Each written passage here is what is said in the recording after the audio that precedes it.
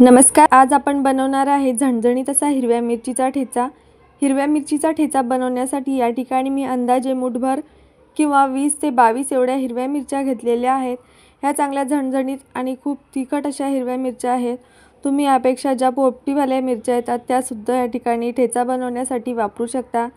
आता हे मिरच्या आपल्याला छान मस्त डाग पडेपर्यंत भाजून घ्यायच्या आहेत। तर मिरच्या सुरुवातीला भाजत असताना यामध्ये मी तेल वगैरे टाकलेलं नाही आहे।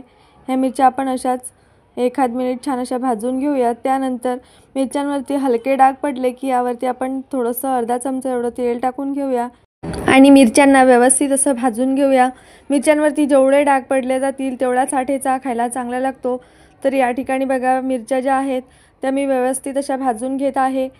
मी या ठिकाणी बघू शकता मिरचीवरती जे आहे ते काळे डाग पडायला सुरुवात झालेली आहे। आता या स्टेजला आपल्याला यामध्ये लसूण टाकून घ्यायचा आहे।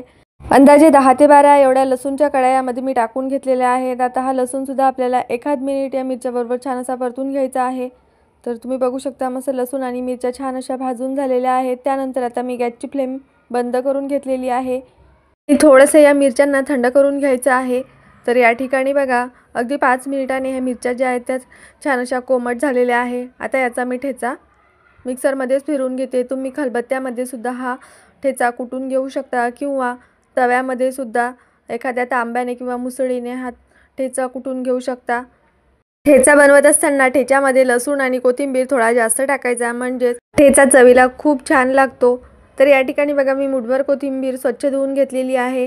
आता ही कोथिंबीर सुद्धा आपल्याला मिक्सरच्या भांड्यामध्ये टाकून घ्यायची आहे। तर या ठिकाणी बघा मी देठासहित कोथिंबीर या ठिकाणी घेतलेली आहे। देठामध्ये सुद्धा खूप छान असा फ्लेवर असतो।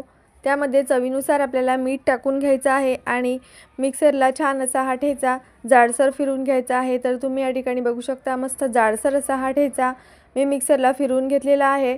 मिक्सर चालू बंद करत आपल्याला हा ठेचा छान मस्त जाडसर असा मिक्सरला फिरवून घ्यायचा आहे।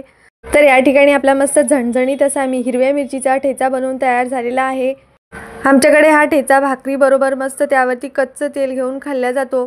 तुम्ही सुद्धा एकदा हा ठेचा नक्की बनवून बघा। तुम्हाला आजची माझी ही झणझणीत गावरान पद्धतीने ठेच्याची रेसिपी कशी वाटली हे मला कमेंट्स करून नक्की सांगा।